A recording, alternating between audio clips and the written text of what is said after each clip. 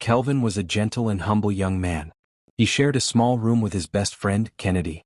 Life was hard for them. Kelvin didn't have a steady job, and some nights he went to bed hungry. But he never gave up. He always said to himself, "One day my life will change."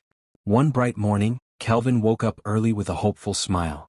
He had an interview at a biggest restaurant in the city. Kennedy hugged him and prayed for him and congratulated him in advance. "Go and shine, bro. I know you'll get this job," Kennedy said with confidence. Kelvin wore his best clothes and went to the restaurant. After many questions, the interviewer finally said, "Congratulations, Mr. Kelvin, you got the job." Overwhelmed with joy after so many months of struggle and disappointment, Kelvin screamed with relief. When he got home, he hugged Kennedy tightly. "I got the job," he shouted. Kennedy was so happy for Kelvin. Later that night, Kennedy went to Kelvin. "Guy, we need to celebrate this your new job. Let's go to the club tonight," Kennedy suggested, grinning. "Just for fun." Kelvin didn't want to go at first, but Kennedy begged him. "Just one night, my guy. You deserve it." Finally, Kelvin agreed. They dressed up and went to a popular club in the city. Loud music, flashing lights, people laughing. It was like another world. That same night, in another part of the city, Ella, a 26-year-old rich and stunning businesswoman, sat alone in her car with tears in her eyes. She was wealthy, respected, and admired, but her heart was heavy. She had just lost a huge sum of money in a business deal that went terribly wrong. The betrayal from those she trusted most cut her deeply, and the shame of the loss weighed on her. Ella felt broken. She drove to a club and started drinking heavily, hoping to forget the pain. Her assistants later helped her to her private room in the hotel above the club. She could barely walk. Her eyes were red. Her thoughts were clouded. Back at the club, Kelvin looked simple yet striking, but as the night wore on, his body started to weaken. Earlier he had taken a strong pill for his sleeping, and now it was making him dizzy. He held Kennedy's hand and murmured, "Bro, I need to lie down. I feel lightheaded." Quietly, Kelvin went upstairs, searching for somewhere to lay his head and rest. One of the hotel room doors was left slightly open. Inside it was quiet and dim. He stepped in, lay down on the bed, and within moments sleep carried him away. He didn't know the room belonged to Ella, the wealthy business tycoon. A short while later, Ella entered. She was drunk and broken, her steps heavy, her eyes red from drinking too much. The pain of her failed business deal still weighed on her heart. When she saw Kelvin on the bed, in her drunken, clouded state, she thought he was someone her assistants had arranged to ease her loneliness. She said nothing. Kelvin, half asleep and weak, didn't move. As the night went deep, lost in confusion, weakness, and pain, they became intimate. By morning, Kelvin stirred awake slowly, his head still spinning, and he woke up slowly. His head was still pounding, heavy from the night before. He blinked at the unfamiliar room, his mind foggy and uncertain. Sitting up, he realized he wasn't fully dressed. With shaky hands, he reached for his shirt on the floor and quickly slipped it on. On the pillow beside him lingered only a faint trace of perfume, proof that someone else had been there. He noticed some money neatly placed, a sight that pierced him with shame. "What have I done?"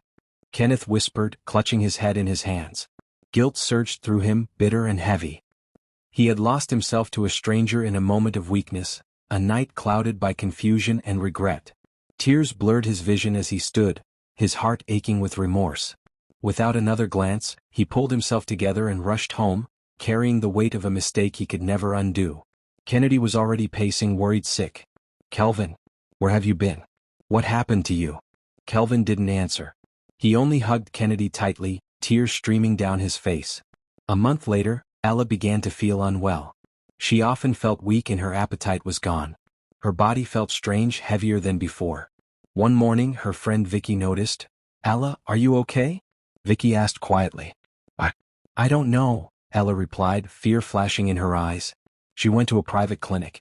After the tests, the nurse returned with a gentle smile. "Congratulations, Miss Ella, you are 1 month gone." Ella froze. "What?" Her voice trembled. "Yes, you are pregnant," the nurse repeated. Ella covered her mouth with trembling hands as tears welled up. Slowly she left the clinic, her thoughts racing. When she reached home she sank to the floor and sobbed, her body shaking. "I'm pregnant. I'm going to have a baby," she whispered over and over, voice breaking. "It's not the child I fear. I can provide for a child. What terrifies me is doing this without a father. How will the baby grow up knowing there's no man to stand with us? I don't even know his name." Her gaze fell on the diamond necklace she had collected from his neck that night for memory's sake. Engraved with the initials K. Brian. She clutched it to her chest as if it might answer the questions in her heart. Ella lay on her bed, tears soaking her pillow. She placed a trembling hand on her stomach, staring up at the ceiling. God, why me? She cried softly. I didn't even see his face clearly. I don't know his name. And now this? I'm pregnant, without a father for my child. The weight of it pressed heavily on her chest. She could provide for a baby, that wasn't the problem.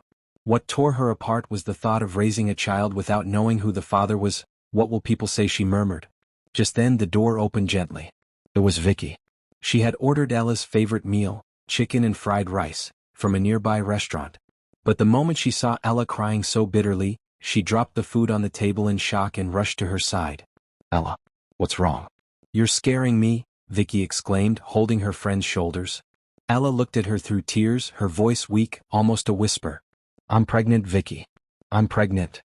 Vicky's eyes widened. What? Wait, how possible? Ella, talk to me. Ella broke down, explaining everything slowly. The night at the club, her dizziness, waking up by a stranger in her hotel room. Finally, with shaking hands, she opened her drawer and brought out the diamond necklace she had kept. This was all I found, Ella whispered, holding it up so Vicky could see the engraving, K. Brian. Vicky stared at the necklace. It was a diamond, sparkling under the light, engraved with the letters K. Brian. She was silent for a long time, her thoughts heavy. Then she held Ella's hand gently. Ella, listen, we need to go back to that club, Vicky said softly but firmly. Someone must know something. Maybe one of the workers. Maybe somebody saw something that night. Ella looked uncertain, her eyes clouded with doubt. Do you really think they'll remember? It's been a whole month already. We can try, Vicky insisted, her voice steady. We won't just sit here and do nothing. This necklace must mean something. It is the only clue to finding the father of your unborn child. The next day, Ella and Vicky returned to the same club. In the daylight, it felt like another place. No loud music, no flashing lights, just silence. A few cleaners moved around and some staff lingered at their stations. They walked straight to the manager's office. Good afternoon, Ma, Vicky greeted politely. Please, we really need your help. The manager looked up from her desk, raising her brows. What do you want? My friend was here one night about a month ago, Vicky began carefully. Her voice is steady. She had a lot to drink that night and became weak. She ended up in her hotel room and something happened. When she woke up in the morning, she left quietly. She did see the man's face but not clearly. Everything was blur. She only remembers fragments and this was all she found. She brought out the necklace from Ella's purse and placed it on the desk. The manager studied the engraving of K. Brian, then shook her head. It looks valuable. But no. I've never seen anyone with it before. Ella's heart sank. She had seen his face, yes, but not clearly enough to recognize him if he stood before her again. Outside, Ella whispered bitterly, I remember him, but it's like a shadow in my mind. I wouldn't even know where to begin. Vicky squeezed her hand firmly. Don't lose hope, Ella. That necklace means something. It's a clue. One day it will lead us to him. That night, Ella couldn't sleep. She lay awake in the dark, her hand resting on her stomach, her mind running in circles. She imagined the baby growing inside her, imagining the day her child would look up by her with innocent eyes and ask, Mum, where is my father? The thought broke her heart. What would she say? How would she explain a night she barely understood herself? And what if people mocked her, whispered behind her back about being a wealthy woman with no husband, no father for her child? Tears slid down her cheeks as she turned on the bed. But one thing she knew with certainty, she would never abandon her baby. No matter the shame, no matter the unanswered questions, she would carry this child and give it love. The next morning, Ella went to her office. She sat in meetings, signed documents, gave instructions to her staff, and wore her usual confident smile. But behind that smile, her heart was heavy. Nobody in the boardroom knew what she was carrying inside. Nobody could see the secret pain hidden in her eyes. Yet Ella kept moving, determined to protect her dignity. The following day, Kelvin dragged himself to work at the restaurant. He cleared tables, washed dishes, and served customers with a forced smile, even though his heart was heavy. Nobody knew the storm raging inside him. Nobody could see the silent pain behind his tired eyes. But he kept going.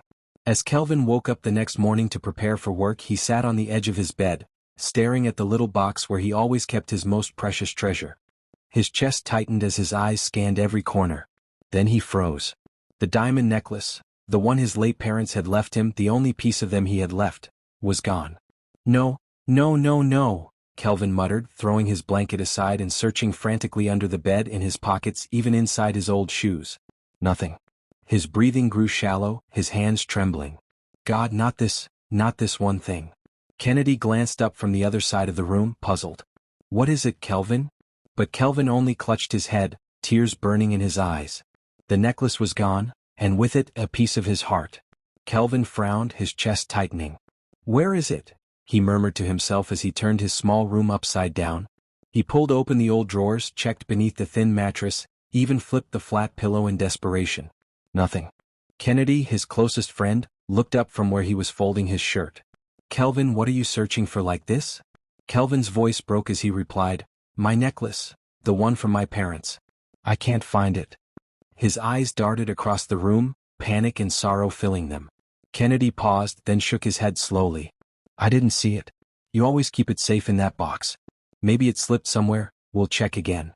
But Kelvin only sat down heavily on the edge of the bed, his hands pressed against his face.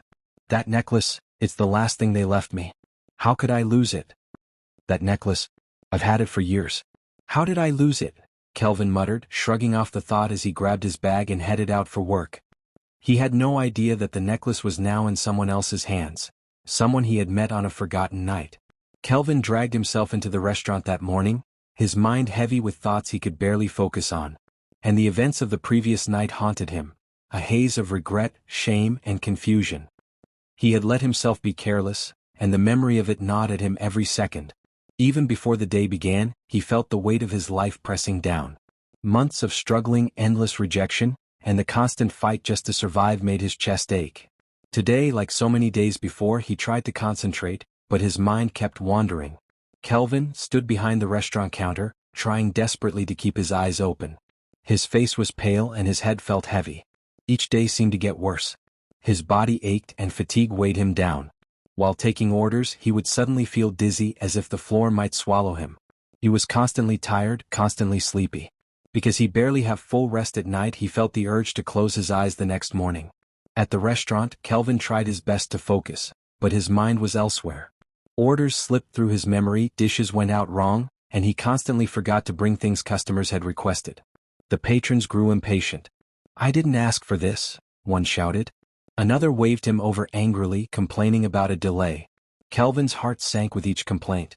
He forced a smile, apologizing again and again, but inside, shame and guilt gnawed at him.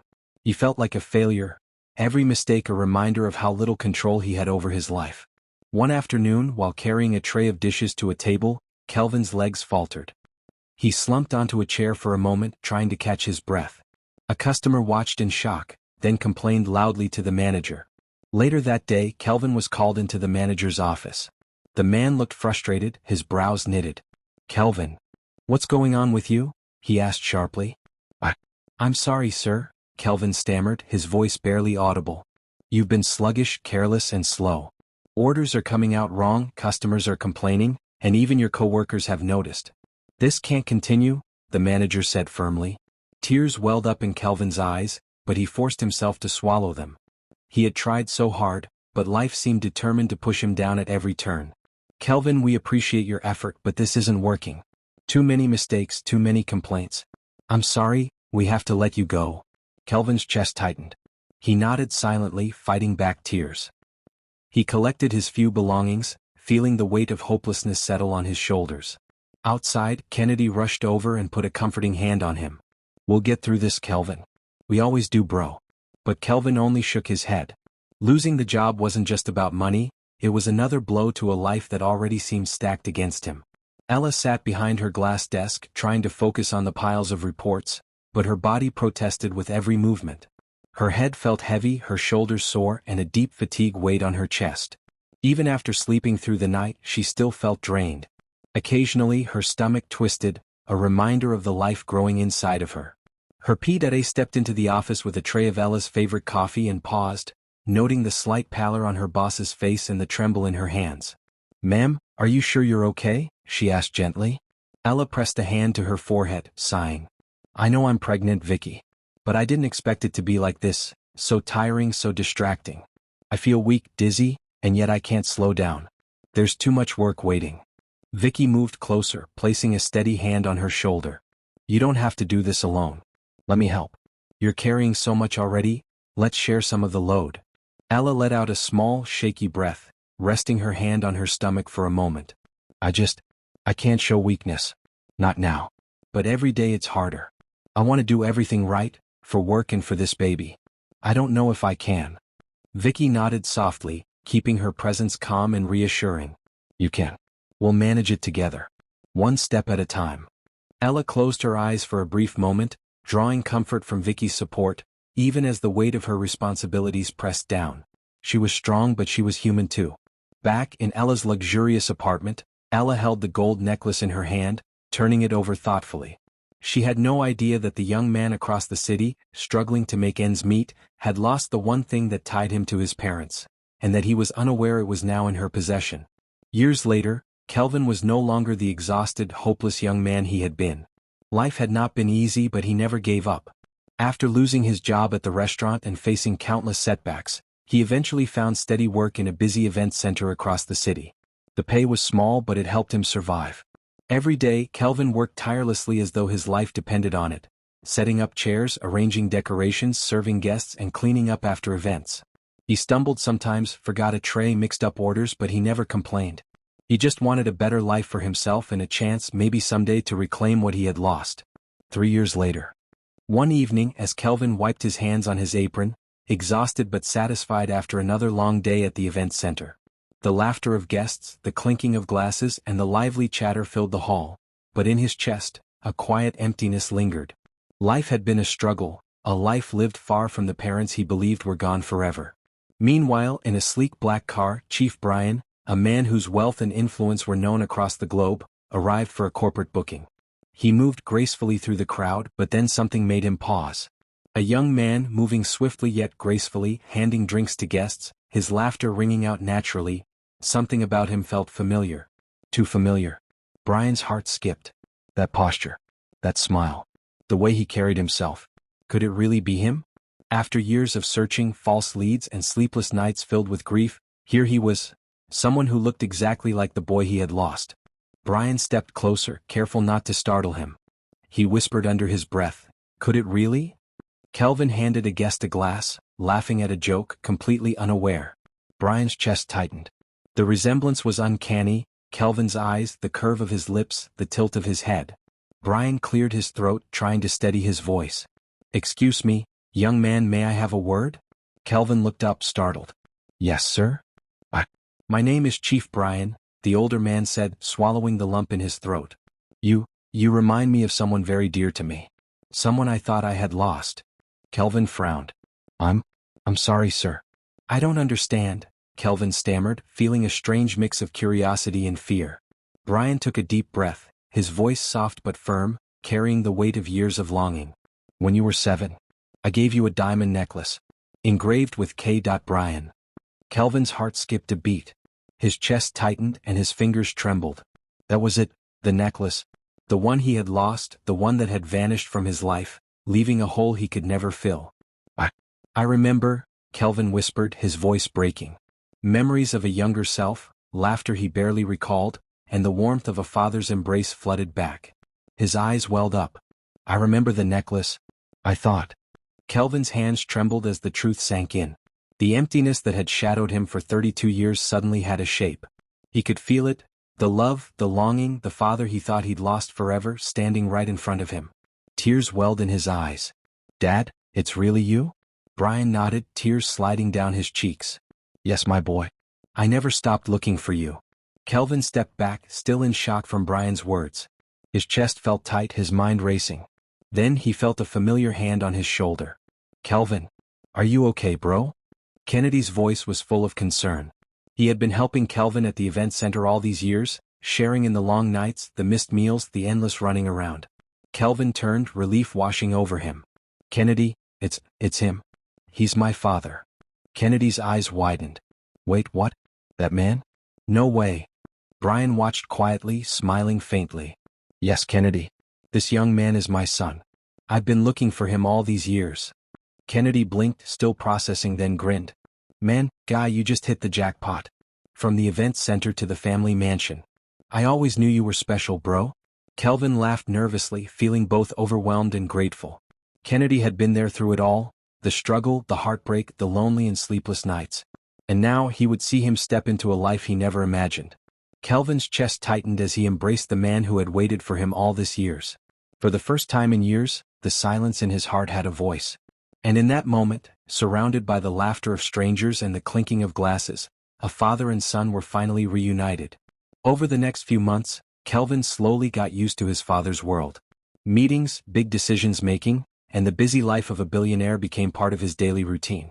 Kennedy stayed close to him the whole time, helping him remember things, explaining how things worked, and just being a friend he could rely on. At first, it was a lot to take in, but Kelvin faced it the same way he had at the event center. Hardworking, determined, and never giving up.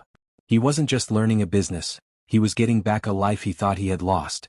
And with Kennedy by his side, cheering him on, he felt like he could handle anything.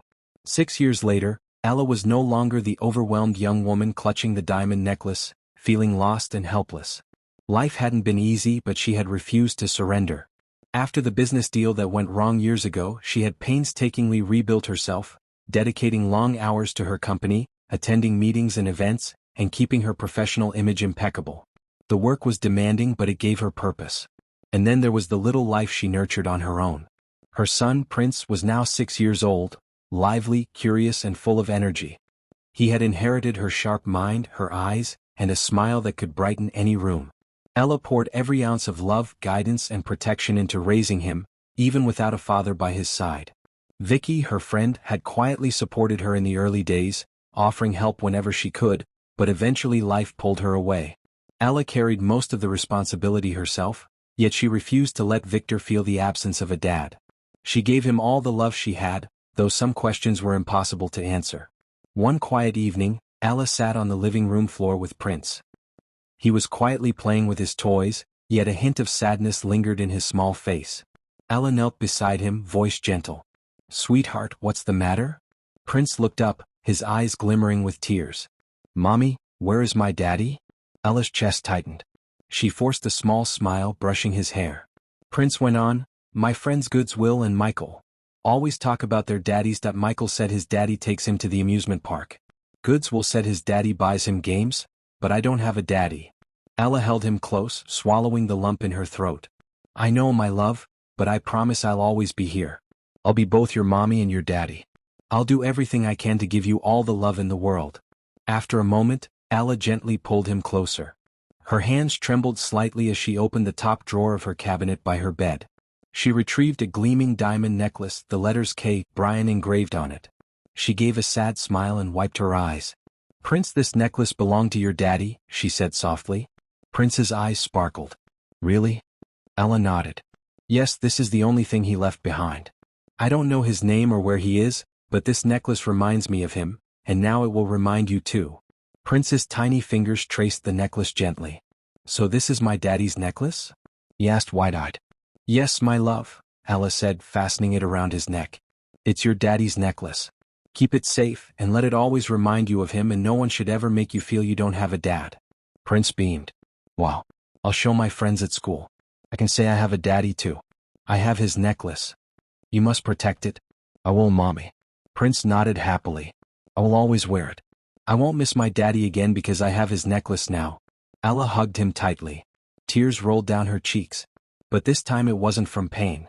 It was from love and the joy of seeing her son smile. Kelvin sat with his dad on the veranda of his father's mansion, the late afternoon sun spilling gold across the garden. He held a glass of juice, quiet for a moment, lost in thought. "Son," Chief Brian said, leaning back in his chair with a knowing smile, "you're 36 now. It's time to stop daydreaming and start living a little. When are you going to settle down and marry?" Kelvin chuckled nervously. "Soon, Dad. I've been thinking about it." Chief Brian's eyes twinkled. "Thinking? Don't just think, son. I think you should consider Alma, my business partner's daughter. I have heard a lot about her. She's sharp, hardworking, and she has a good heart and is very beautiful too, you know. You should at least talk to her properly, not just smile from afar." Kelvin felt heat rise to his cheeks. I don't know, Dad. She's amazing, but..."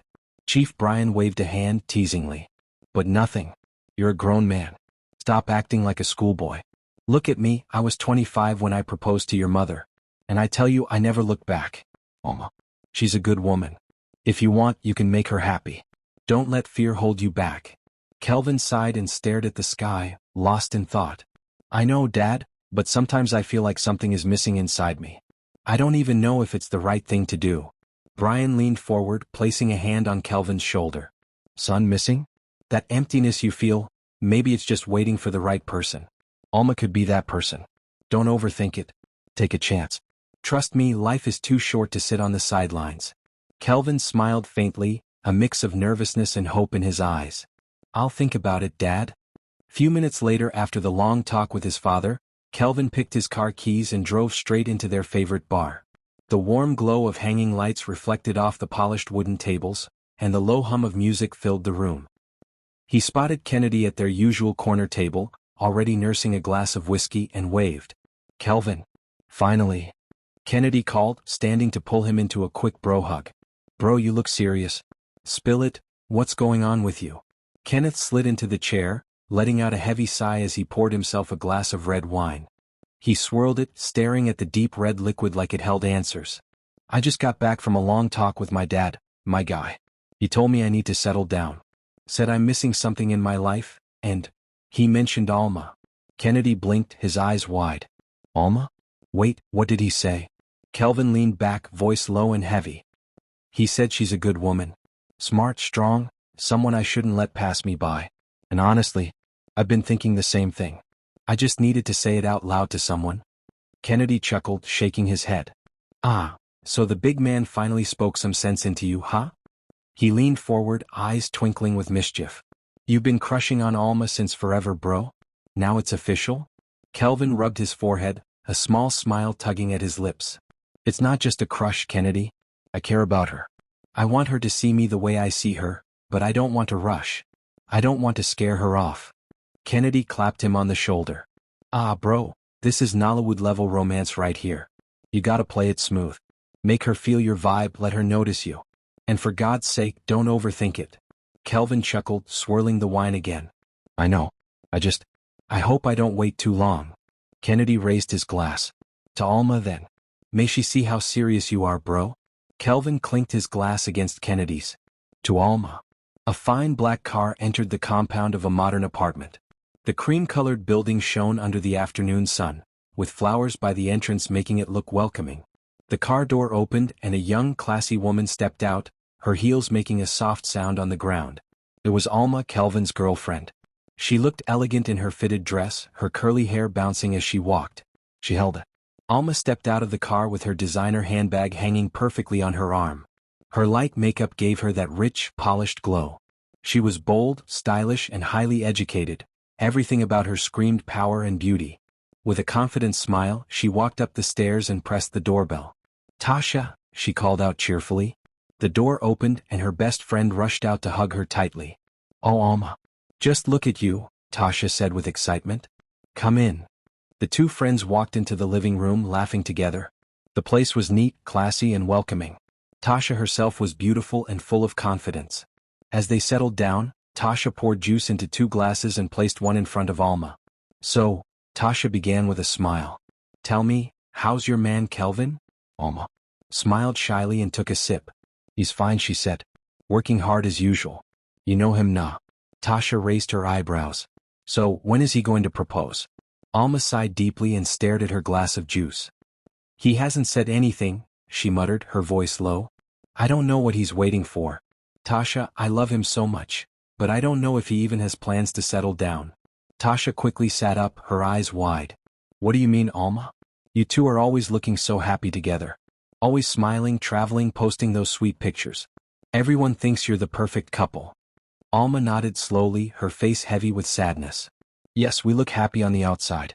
But Tasha, on the inside, I'm not sure anymore. Sometimes I feel like I'm just wasting my time. Yes, we're happy, Alma said softly. But sometimes, he just goes quiet.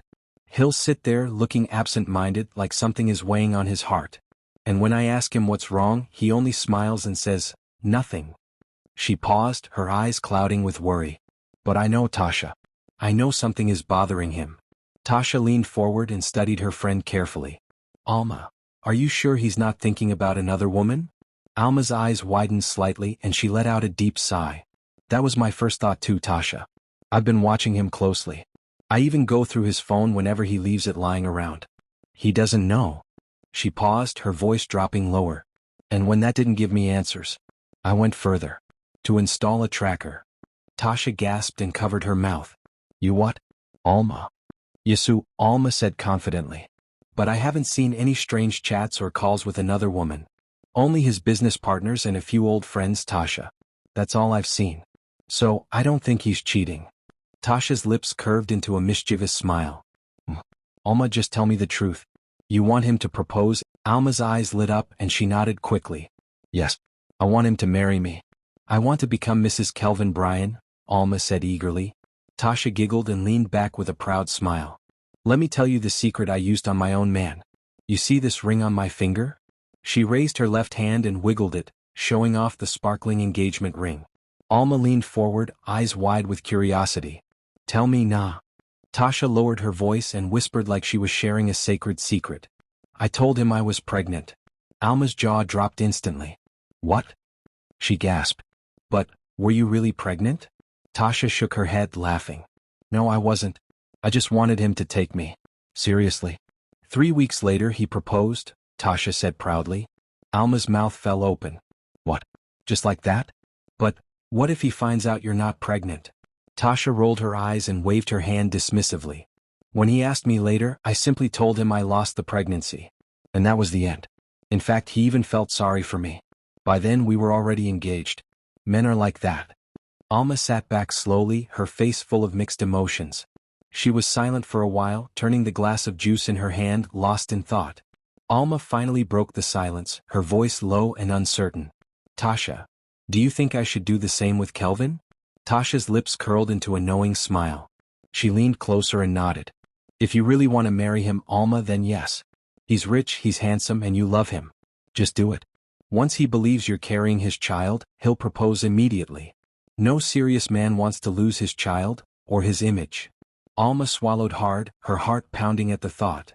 Alma stared into space, her mind racing. Her eyes blinked slowly as Kelvin's words echoed in her memory, I'll settle down soon. She wanted to believe him, yet she also remembered those nights when he sat quietly, lost in thought, shutting her out. Her chest rose and fell with a deep sigh. After a long pause, she whispered, almost to herself, Okay.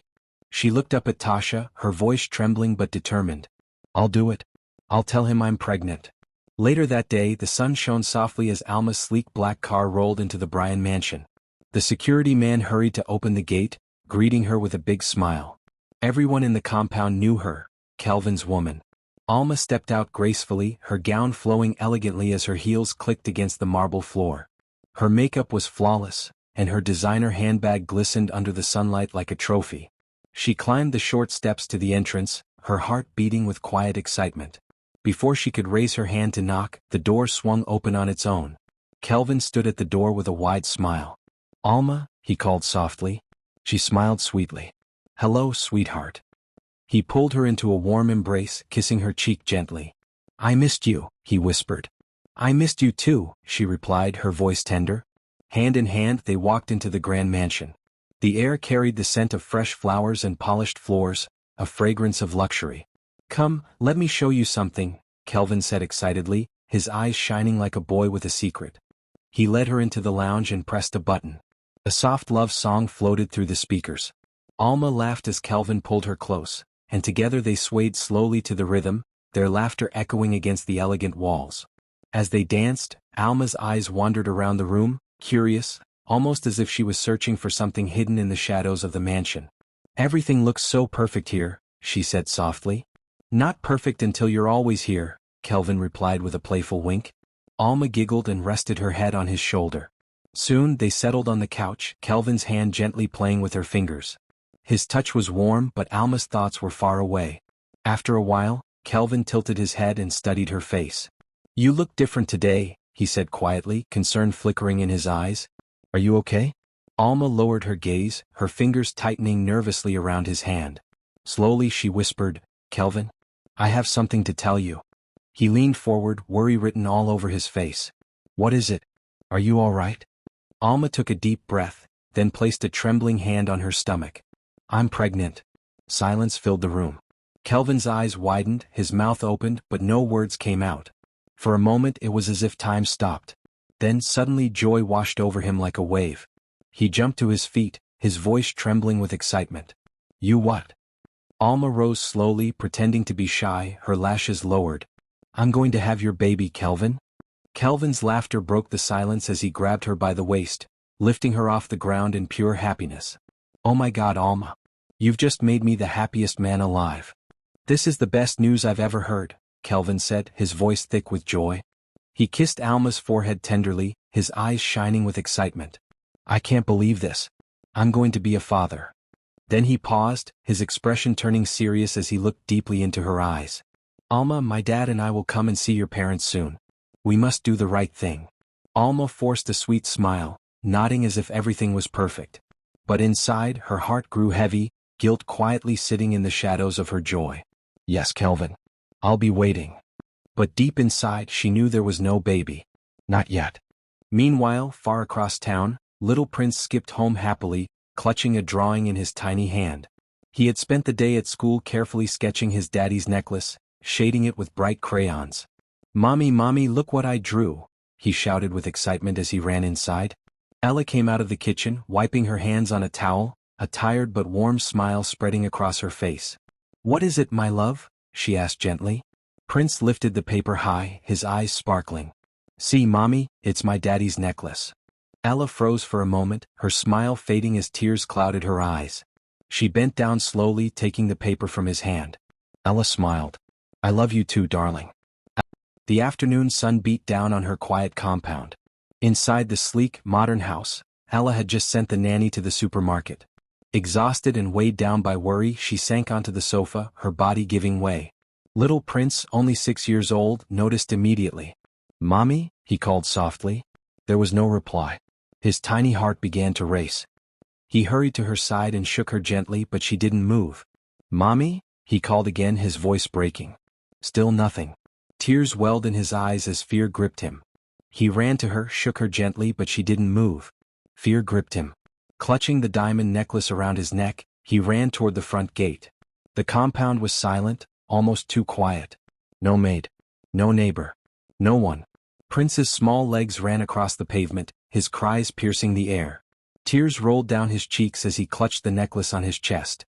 Somebody help. My mommy is sick, he screamed, his voice breaking with fear. People passing by slowed down, staring with curiosity. Some whispered to each other, but no one came forward. The little boy's cries echoed down the street, pure desperation, raw and heartbreaking. A black sleek car moved slowly along the quiet street. Inside sat Kelvin, looking out the window quietly. He was deep in thought. I'm going to be a father, he whispered to himself. But something didn't feel right. His chest was tight. He couldn't explain why he felt that way. He stared out the window, lost in silence. Just then something happened. A little boy ran across the sidewalk, crying and holding his necklace as he ran. Kelvin's heart skipped. Something about the child, something about his tears touched him deeply. Stop the car, Kelvin said sharply. The driver stepped on the brakes at once. Before he could ask questions, Kelvin had already flung the door open and jumped out. He rushed toward the little boy. Hey, little one, stop. Kelvin called softly, almost pleading. The little boy turned around, his face wet with sweat and tears. He was barefoot, his tiny hand gripping the shining necklace tightly. Kelvin bent down slowly in front of him, breathing heavily from the rush. Why are you crying, son? He asked gently. Prince wiped his eyes with the back of his hand. My mommy, she's sick. She's not talking. Please, let's take her to the hospital. Kelvin looked at the boy closely, and then he froze. His eyes dropped to the child's chest. There it was. His necklace. His diamond necklace. The one engraved with his family name. Kelvin's eyes widened. He felt like the ground under his feet was shaking. He pointed to the necklace slowly, almost afraid to speak. Where did you get this necklace? He asked, his voice trembling. Prince stepped back quickly, clutching the chain tighter. Don't touch it, he said in a hurry. My mommy told me never to let anyone touch my daddy's necklace. Kelvin froze, his lips parted, words failing him. Your daddy's necklace? He asked in a shaky whisper. Yes, Prince nodded firmly. My mommy gave it to me. She said, "It's the only thing my daddy left for me," Prince whispered. Kelvin's chest tightened. His hands began to tremble, his voice unsteady. "Oh, who is your daddy?" he asked again, almost breathless. Prince blinked, his little face full of confusion. "I don't know," Prince said softly. "Mommy never told me anything about him. She only said, 'This necklace is his.'" Kelvin blinked hard, his breath catching in his throat. His chest rose and fell quickly. This child, this little boy, was wearing his long-lost necklace. Kelvin's head spun. He could hardly believe what he was hearing. "And your mommy?" he asked carefully, his voice low. "What's her name?" "Ella," Prince replied quickly. "My mommy is Ella. She's helpless right now. She needs help." Kelvin swallowed hard, his heart racing. "Where is your house?" he asked urgently. "Is it far?" Kelvin asked quickly. Prince shook his head. "Not too far, it's just over there." Without wasting a second, Kelvin stood up sharply. He opened the car door and helped Prince climb into the back seat of his sleek black car, making sure the boy's tiny hands still held tightly onto the diamond necklace. Then Kelvin slid in beside him, placing a steady hand on the child's shoulder, his face tense with worry. "Don't worry, Prince," Kelvin said softly. "We're going straight to your mommy. She'll be fine." Prince looked up at him, eyes wide and trembling. "Are you sure?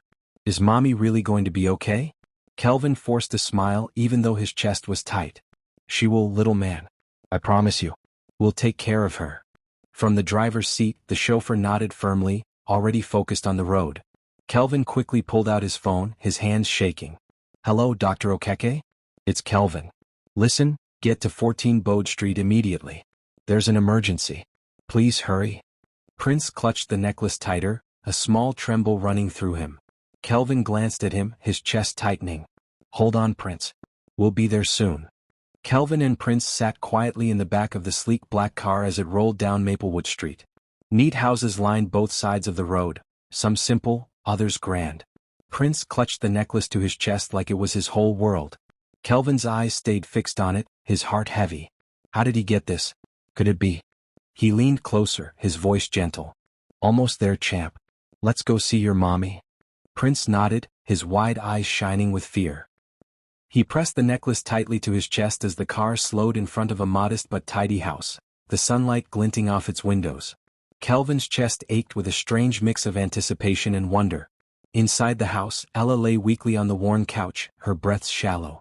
She tried to push herself up, but her body felt boneless, drained of all strength. "Where's Victor?" she whispered, her voice breaking. "Where has he gone?" She struggled to stand, but her knees buckled. Falling back onto the couch, she buried her face in her hands as fresh tears rolled down her cheeks. Ella was exhausted, so tired of fighting life's battles all on her own. "This is my house," he said softly. Kelvin glanced around. The compound was clean and orderly. It wasn't a mansion, but it carried a quiet dignity, proof that Ella had worked hard to build a decent life. Prince pushed the gate open and dashed inside. "Mommy? Mommy?" his little voice echoed. "I brought someone."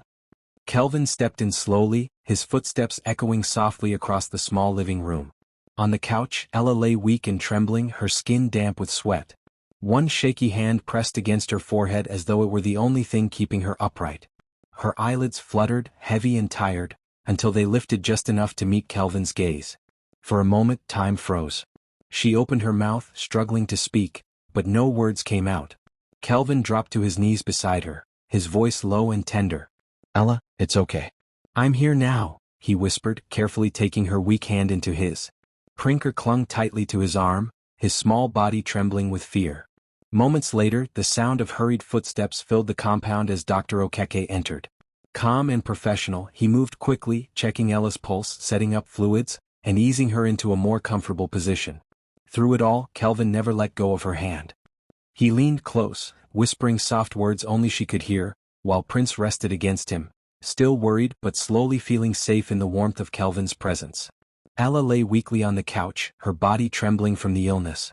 Prince sat close beside her, his small hand wrapped tightly around hers. "Prince," she whispered faintly, struggling to find her voice. "You shouldn't have run into the street alone. It's too dangerous. Promise me you won't ever do that again." Prince's eyes filled with tears. "I just wanted to help you, Mommy," he said softly, his voice shaking. Kelvin, seated quietly nearby, watched the little boy with soft eyes. Slowly, he reached out and placed a gentle hand on Prince's small shoulder. "It's okay, Prince," he said warmly. "The doctor has already checked your mommy. She's going to be fine. And you did the right thing by bringing me here." Ella turned her head weakly, her eyes meeting Kelvin's. Thank you," she murmured, her voice hoarse. There was something about him, something familiar she couldn't quite place yet. Prince let out a small sigh of relief. "See, Mommy? Everything will be okay now." But her head was spinning. Kelvin gently placed a pillow behind her back and passed her a cup of water. "You'll be fine." "Okay," he said softly. Ella nodded, weak but thankful. "Thank you, sir." Ella was feeling a bit better now. The medications had started working. She sat up with Prince resting gently beside her. Ella looked at Kelvin and said softly, "Thank you, sir. Thank you for helping me and my son. You didn't have to, but you did." Kelvin gave a small smile, then cleared his throat. Something had been on his mind since he walked into that room. "Please don't be offended," he said carefully, his voice. "Oh, but can I ask you something personal?" Ella blinked, surprised. "Yes." Kelvin's eyes lingered on the boy, then dropped again to the glittering chain on his chest. He pointed gently. "That necklace, the one your son is wearing. Where did it come from?" "He told me it's his daddy's necklace. He wouldn't even let me touch it." Ella's gaze shifted from her son to the necklace, her lips trembling. "Yes, it belonged to his father," she said slowly.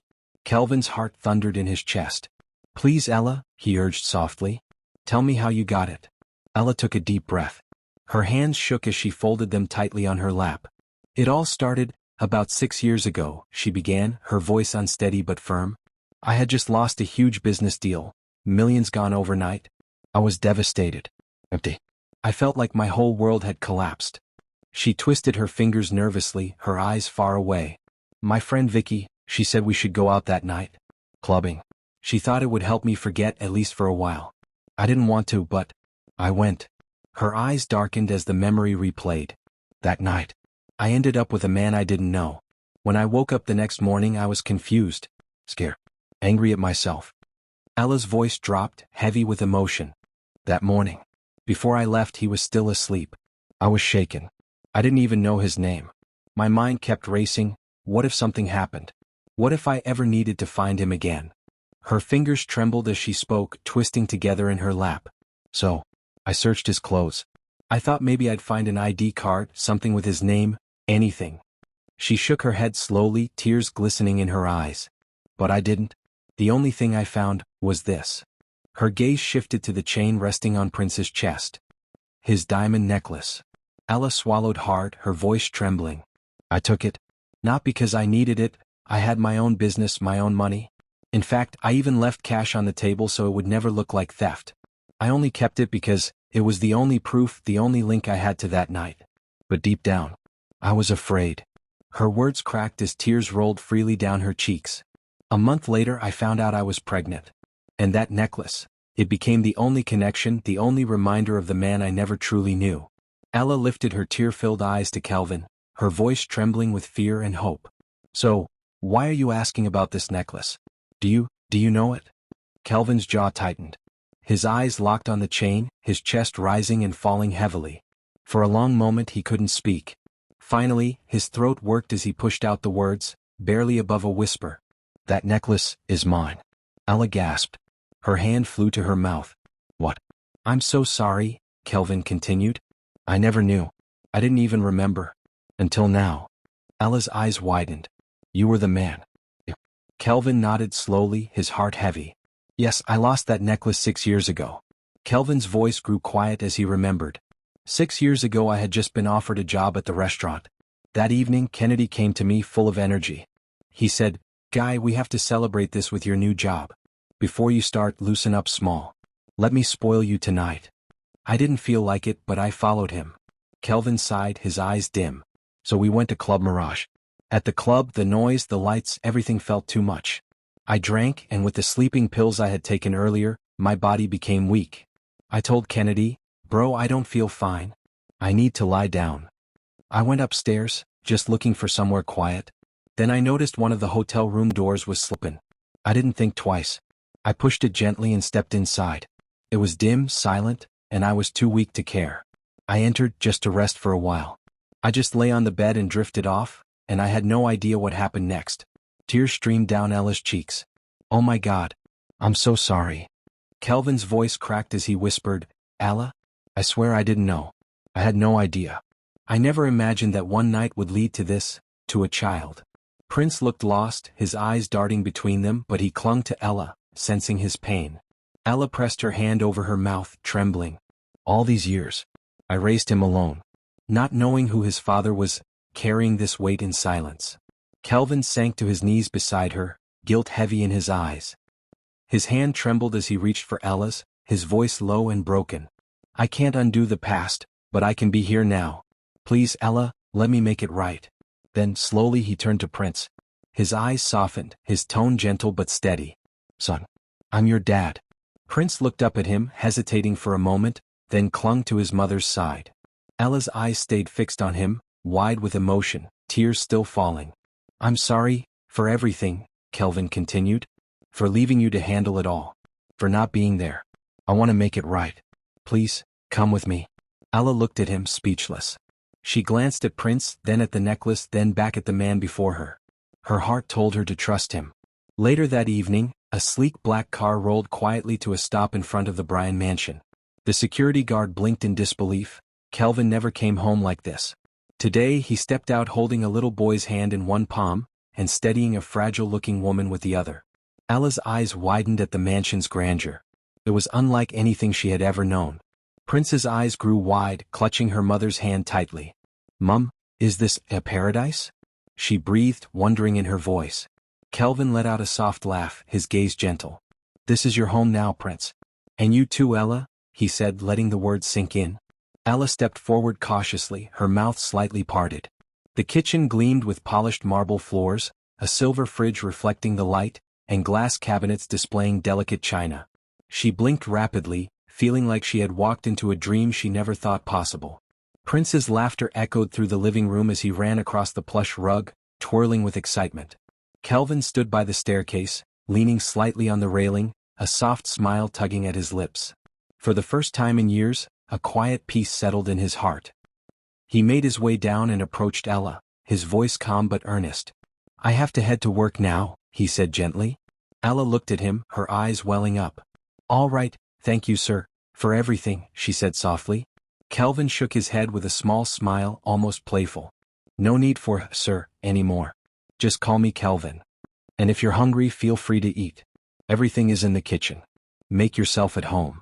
Then he bent down and picked up Prince, spinning him gently in his arms. My Prince, he said with a big grin. Daddy is going to work now. Be a good boy, okay? Kelvin whispered to Prince. The little boy hugged him tightly. Bye-bye, Daddy. Kelvin kissed his forehead, gently placed him down, and grabbed his car keys, walking out of the mansion with a small, satisfied smile. A few hours later, the sound of a car horn echoed outside. A sleek black car stopped in front of the Bryan mansion.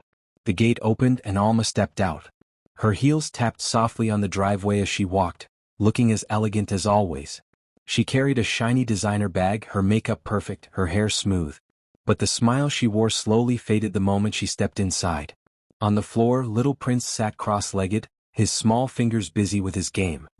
He played quietly, but every now and then he looked up, sensing the tension in the room. His small voice hummed to himself.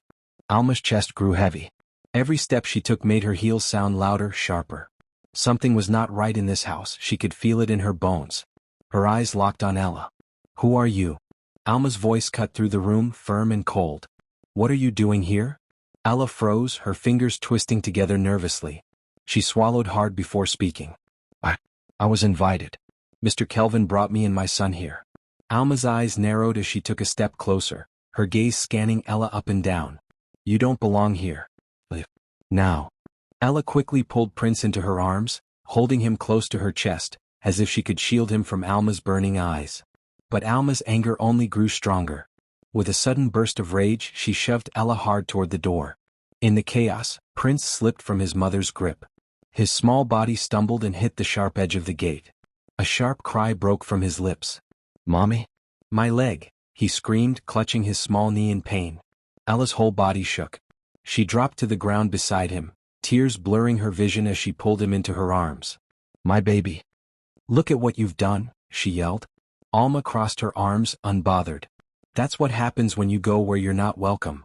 She turned and walked back inside, slamming the door with a heavy thud. The sun beat down mercilessly as Ella and Prince sat on the cold steps outside the mansion, tired, hungry, and shaken. Ella's hands trembled as she tore a piece of cloth from her wrapper and pressed it gently against Prince's bruised leg. The little boy whimpered softly, leaning into his mother's arms. As evening approached, the familiar roar of an engine made them look up. Kelvin's heart skipped a beat when he saw them sitting on the ground. Without hesitation he jumped out of the car. What happened? He asked, kneeling beside Prince. Seeing the wound, his anger flared. He looked up at Ella. She pushed us out, sir, Ella stammered, voice shaking. We weren't supposed to be here. Prince got hurt. Kelvin's jaw tightened. Get inside. Both of you, come in right now. He opened the gate and gently helped them through.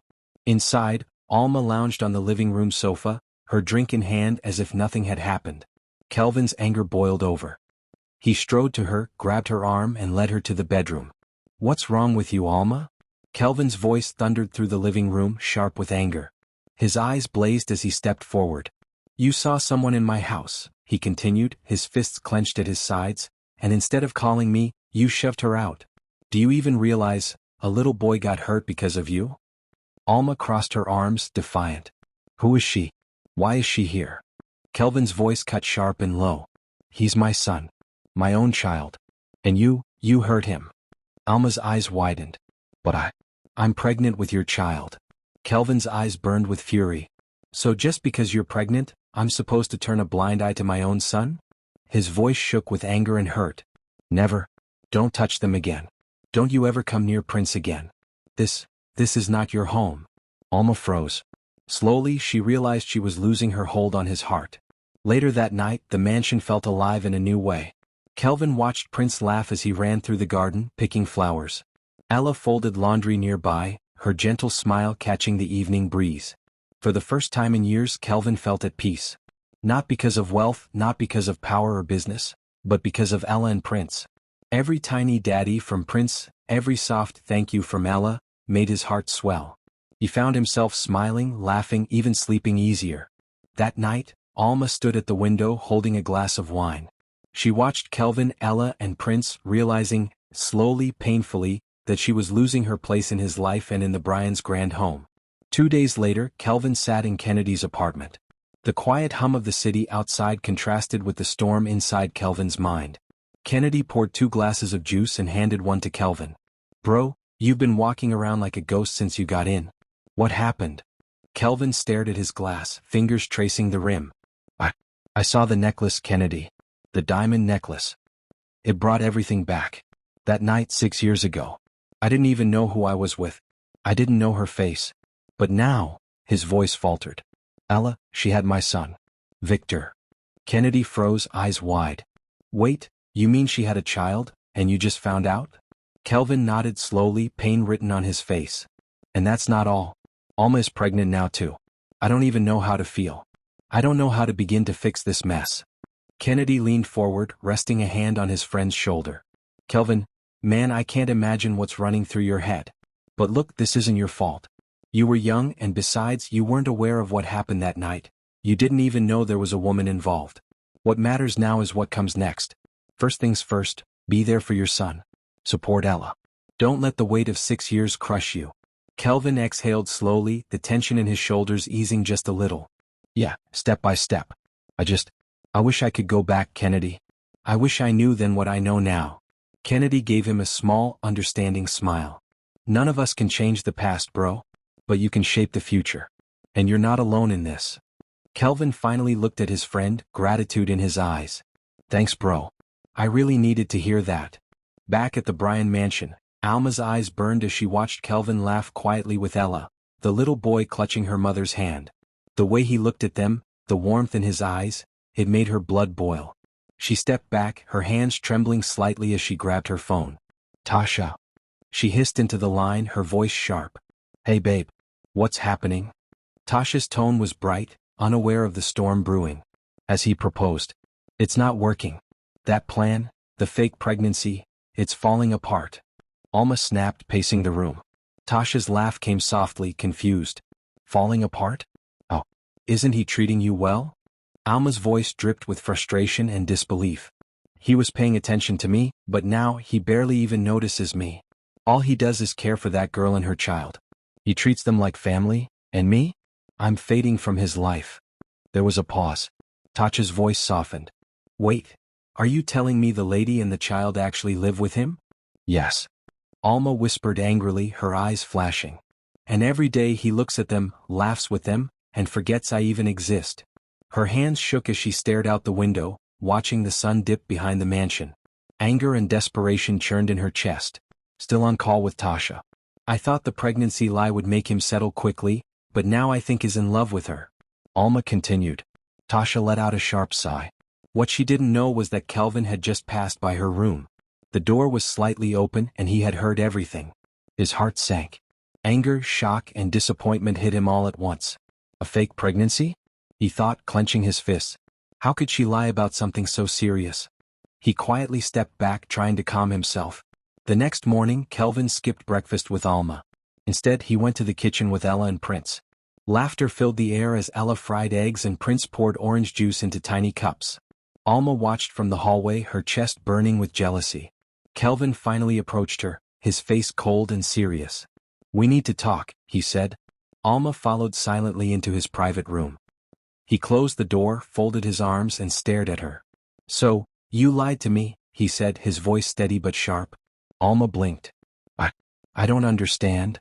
I heard everything last night, the call with Tasha. Don't try to deny it, he said, his eyes burning. Alma's lips trembled. Kelvin, I didn't want to lose you. Kelvin's voice shook with pain. Do you know what I've been through? I just found out I have a son, a sweet, innocent little boy I didn't even know existed. And instead of being honest, you chose to lie and hurt everyone for your selfish interest. Alma's eyes welled up with tears. I love you, she whispered. Kelvin shook his head slowly. No, what you feel isn't love. If it were, you wouldn't have done this. He moved toward the door. Please, leave this room. Alma froze, her heart breaking. Kelvin walked out and closed the door behind him. He turned to Ella and Prince. As soon as Prince spotted him, he ran into his arms, shouting, Daddy. At that moment, Kelvin knew exactly where his heart belonged. Alma stood silently in the hallway, tears streaming, her hands trembling. For the first time, she realized she had lost the man she thought she could have to herself with lies. Kelvin stepped into the living room with quiet confidence. Ella and Prince were sitting together on the couch, looking at a storybook. Prince's eyes lit up. Daddy, he shouted, leaping into his arms. Kelvin grinned and lifted him gently. He kissed his cheek and held him close. Ella smiled softly, still trying to take it all in, but she couldn't deny the warmth filling her heart. Kelvin guided Prince to a chair, then turned to Ella. Ella, he said softly, please come with me. I want you and Prince to meet someone very important. Ella blinked, surprised. Who? You'll see, he replied with a gentle smile. Later that afternoon, a sleek black rolled into the spacious private home of Chief Brian, Kelvin's father. The elderly man appeared on the balcony, neatly dressed in a sharp outfit. He noticed the car and smiled. Kelvin, is that you? But the smile faded when he saw Ella stepping out of the vehicle with little Prince by her side. Confusion crossed his face. Kelvin walked up to him, Prince holding his hand tightly. Dad, I want you to meet someone, he said. Chief Brian raised an eyebrow, curious. Go on, he prompted. Kelvin knelt slightly, bringing Prince forward. This is my son, he said. The old man blinked, his eyes wide. You what? My son, Kelvin said, his voice steady but proud. I didn't know until recently. I found him through this. He gently lifted the small necklace Prince wore. I lost this necklace years ago, not realizing it carried a piece of my life with it. And somehow, it found its way back to me, around my son's neck. Chief Brian stood silent, his mouth slightly open. Then he turned to Ella, curiosity and surprise in his gaze. And, who is this lady? Kelvin rose and held Ella's hand with care. She is the mother of my child. But more than that, Kelvin continued, his voice soft but full of meaning, she's the one who brought light back into my life. When I met her, and Prince, he looked at Ella, his eyes sincere. All the years I spent with Alma, I felt something was missing. That's why I never proposed. I couldn't explain it. But the moment I met them, I felt whole. I felt at peace. He turned to his father. My heart belongs to them now. Chief Brian looked at Ella, then glanced at Prince. He smiled shyly. After a long pause, he nodded warmly. Welcome, my daughter, he said to Ella. And welcome, my grandson. Prince's face lit up as he ran into his arms. Grandpa, he shouted happily. Back at the mansion, Alma had quietly gathered her things and left. No shouting, no drama. She knew she had lost not just Kelvin but her place in his life. Weeks later, the Bryan mansion was alive with warmth and laughter again.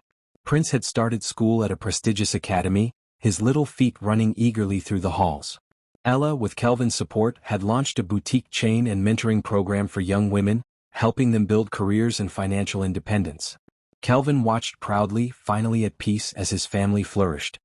They weren't married yet, but their connection was unbreakable, stronger than any promise, more valuable than any fortune, and brimming with a love that had survived years of secrets, errors, and dreams finally fulfilled.